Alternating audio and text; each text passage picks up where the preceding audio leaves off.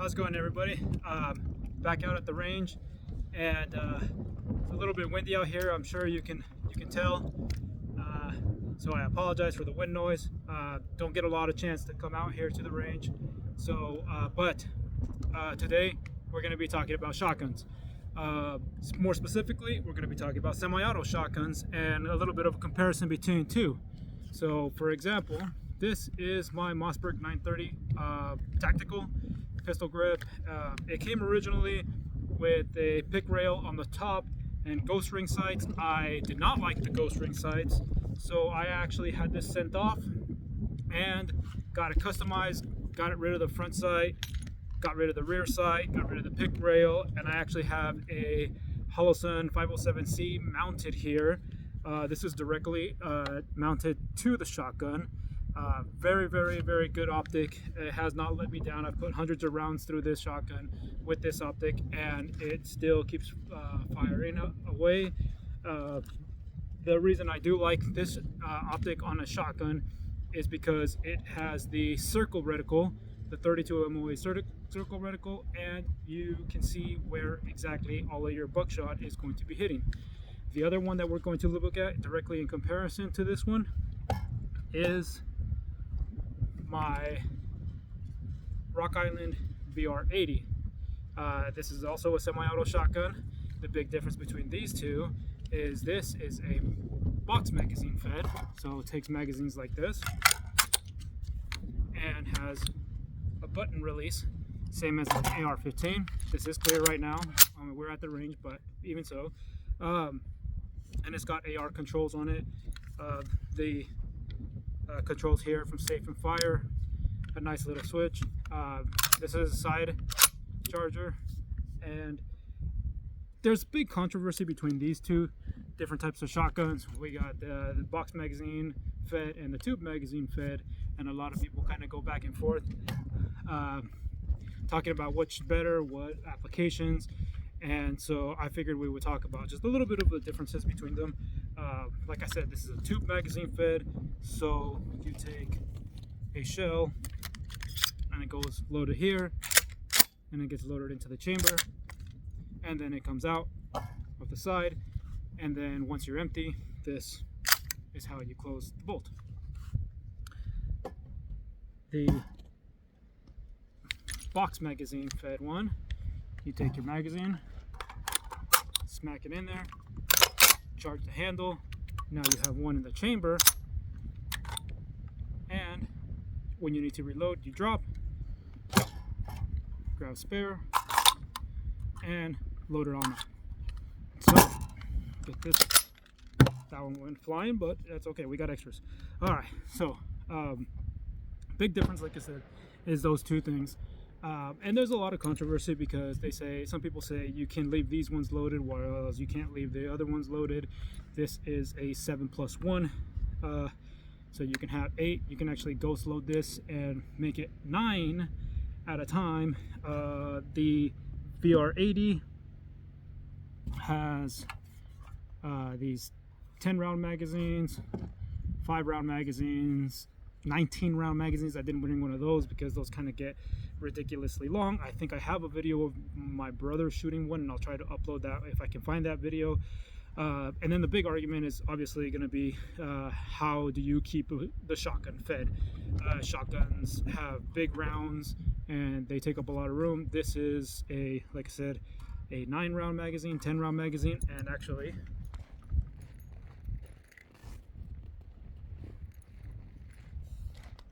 we can compare that directly to the size of an AR-15 magazine.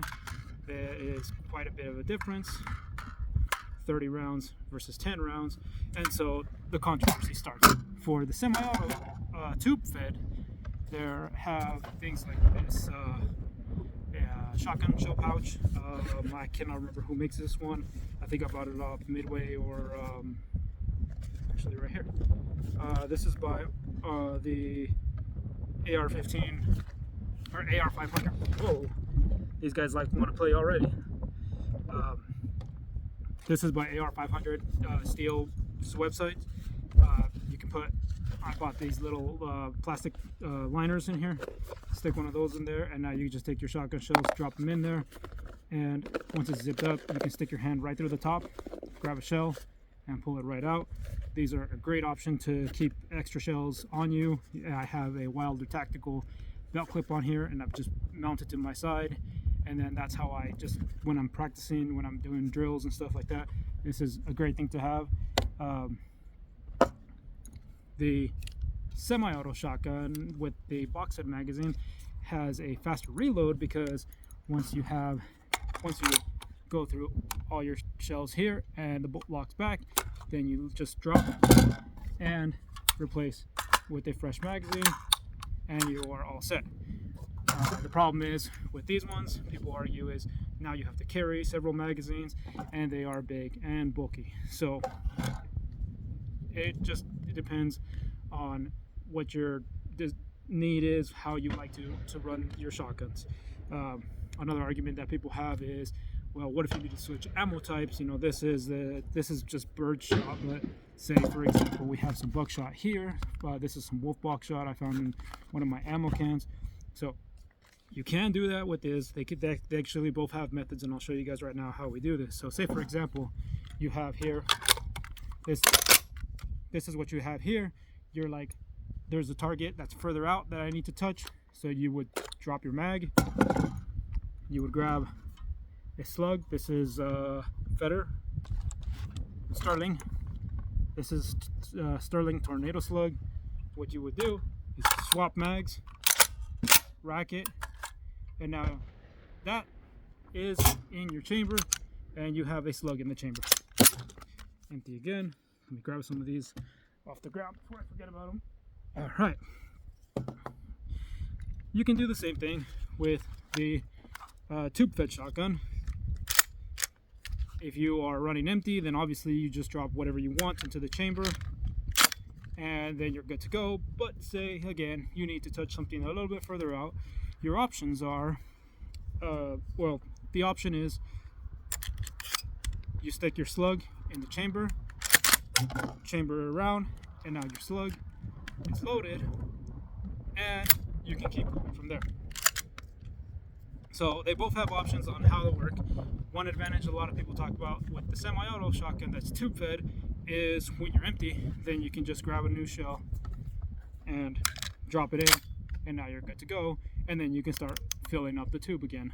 You can technically do that with the semi-auto box magazine fed. So say for example this magazine is empty, drop it in here, now your bolts lock back because you have no rounds in the magazine. Well, you can technically grab a round, drop it into your chamber just like this, but the problem is you have to keep it, if you tilt it, it can get all out of proportion, and the round can fall, or it can jam, or it can stovepipe. So you have to drop it in and then drop the bolt from this side. That will, you still have an empty magazine, so and that's when you need to grab a fresh magazine, insert it, but you have one in the chamber ready to go and a topped off magazine. So it can work.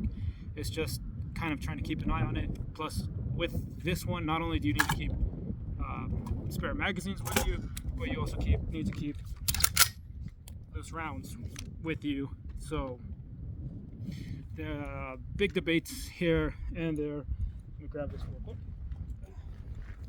And so another thing that we're going to be looking at is people argue about is reliability with semi-auto shotguns. Again, I apologize for the wind, it's picking up a little bit.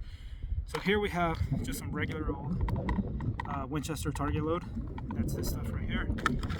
They say, you know, depending on the pressures, you can't really get reliable function out of a semi-auto shotgun. So we're going to actually put that to the test, and we're going to kind of move along, just because I'm trying to get rid of this, get it done with this before the wind picks up too bad. So we're going to take 5 rounds, and we're going to load them up just like we do. 3, 4, 5. So it's 5-round magazine, 5 rounds in it. We're gonna load this guy up.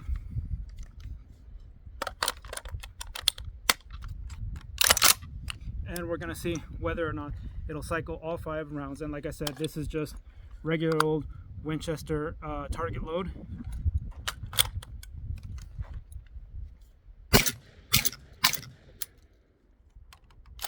So I didn't pick up that round,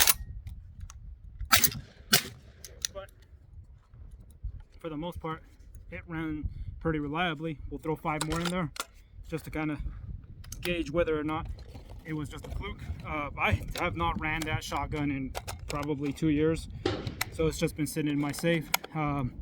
Springs probably just need a little bit of warming up, and then we'll see from there. I have not had, after the initial break-in, which was just tearing it apart and running the action a bunch of times, I haven't really had any issues with it. I think that was 5. I wasn't counting. So we'll try this again. So bolt lock back, hit the bolt release.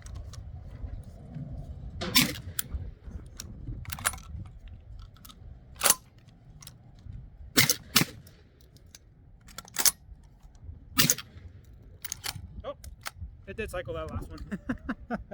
All right, so like I said, I can keep running it.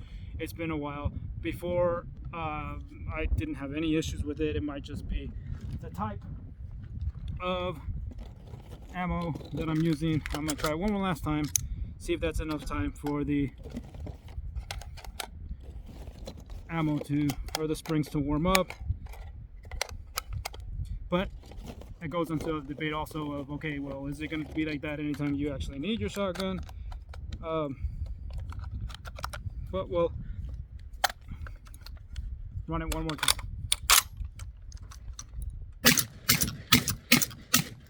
And so that time, all 5 of them, nice and easy. And like I said, it could just be because it was been sitting in my safe for a long time, and I haven't put very many rounds through it to begin with. So it does run. It runs very well. So we'll do the same run with the Mossberg. This Mossberg here, like I said, I've put a couple hundred rounds through it, and it runs really well. Initially, I was having some issues with it, but it turned out to be I was trying some aftermarket magazine tube springs, and they were not going well. All right, I think that was 5. And that's why we always treat our firearms like they are loaded. All right. So yeah, that was 5 right there. Easy, no issues. See what I got left in this box. I got 4 more. Drop that in.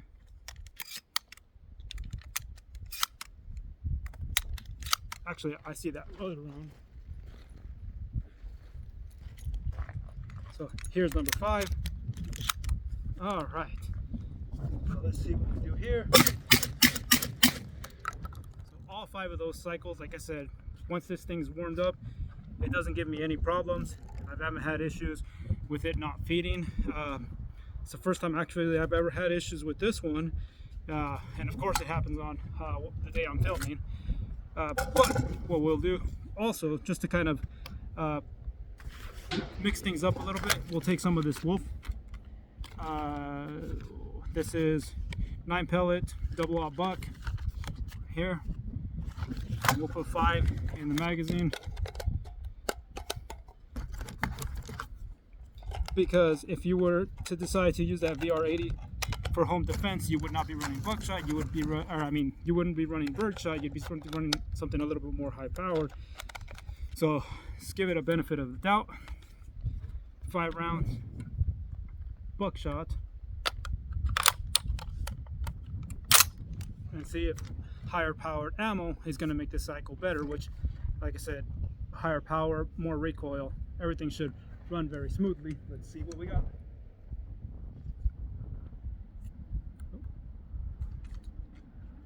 There we go. So like I said, buckshot, double-aught buck, slugs, all of that's going to run way better because there's more pressure, because there's more recoil, and it cycles perfectly for home defense. If you really wanted to run something like this, that is not going to be an issue for this shotgun. So obviously, since this shotgun ran the birdshot perfectly, then there's no reason that it wouldn't run the buckshot. But you know, why not? I'm out here. The wind calmed down a little bit, so the noise is down. So 5 rounds, same Wolf double-aught buckshot. Like I said, no issues there. This shotgun is really good. I really like this shotgun. I'm really enjoying everything about the tube fed, but then again, I also really like the box magazine fed. This is actually, before I forget, this is actually a custom made shotgun. This was originally black, but I had it Cerakoted and FDE and bronze midnight, one of those colors like that. There's a guy named Bear Arms Munitions on Instagram. If you guys want, I can put the link to the description, or a link to his Instagram page in the descriptions. He did a really good job. Everything looks amazing, and for us here in Washington State, that's a little insignia that for one of our amazing builds that has passed a few years ago. So like I said, this is a really good shotgun. This is a really good shotgun. They both serve their purpose. The tube fed, you can get these little cards. This is by Aztec, and you just take your rounds and they get loaded in here, and then once you need a round, you can either reach down, grab one and feed it, or grab and drop, depending on what your flavor is. And that's another way to keep your shotgun fed when it comes to these tube fed ones. So between the 9 that I can get into the shotgun itself by ghost loading, the 7 that I can get here, and then the 25 that fit inside, and 4 more that fit on the outside, that's quite a bit of ammo that I can have on my person without having to carry anything besides one little pouch that just clips right on my belt. These shotgun cards are really nice to have. You grab them, it comes right off. You grab another one, slap it right back on, and now you have a fresh shotgun shell card ready to go. So a lot of really good things about both shotguns. But like I said, it just depends. This was my first shotgun, and it's been running really good. I haven't really customized it anything because I do like kind of the way it looks. I do like this type of stock that it has right here. But you can always replace the grip and the stock with commercial stuff, and it will work just as good as this stock right here. Plus you could have adjustable length of pull and everything else. Let me think. I'm trying to think if there's anything else that we need to cover when it comes to shotgun versus shotgun. Benefits are, this is easier to keep topped off. This is easier to keep loaded up and reloaded. And you know, the downsides are you can only carry so many shells on this one. On the actual shotgun, the downside is this: you got to keep a bunch of extra magazines with you. But they're both great. They both serve a purpose. They both run. And this one I could tune it if I needed to. There's a lot of little details I could do. From the factory, they don't come the best. The gas ports, you can see right here, it's got a piston, same as the other shotgun, but the gas ports themselves are usually undersized, and so you actually put them how they're supposed to, and they run a lot better. But like I said, this one hasn't given me any problems until, of course, today. And one last thing I will say about this, one argument is people argue about whether or not you can leave these magazines loaded with shells or not. So I have another video coming up where I will run this magazine right here. I've had this loaded for about 3 years. So this shotgun magazine has been loaded in my safe. It's got 5 rounds of Remington number 4 buckshot and 5 rounds of Federal Home Defense shotgun shells. And like I said, at first I didn't turn into anything. It was just sitting in my safe, and that's how I was gonna defend my home if I needed to. And then I started noticing time going on. A year passed by, 2 years passed by, and so now it's been 3 years. So next video, I'm going to take this, I'm going to run it live and see whether or not a box magazine shotgun will have issues with ammo that's sitting there loaded, and we'll see whether or not it does. Like always, I try to do my videos without any cuts, just so you see what I'm seeing. This thing giving me problems with the birdshot. I'm not trying to hide anything, and so when the next video, when I do this, it's also going to be uncut, start it, and then we'll see if it gives me any problems, and if it doesn't, then we're good. But I want you to see what I see when I see it. I just do this for fun. Don't really get a chance to come out here much, but it's a good point of view for anyone else. So thank you guys for watching. I hope you enjoyed, and like I said, this one is gonna be coming out soon. I'm probably gonna film it later today if I get a chance, but I do have some stuff to run. Got to go back home and run some errands. So thank you guys for watching.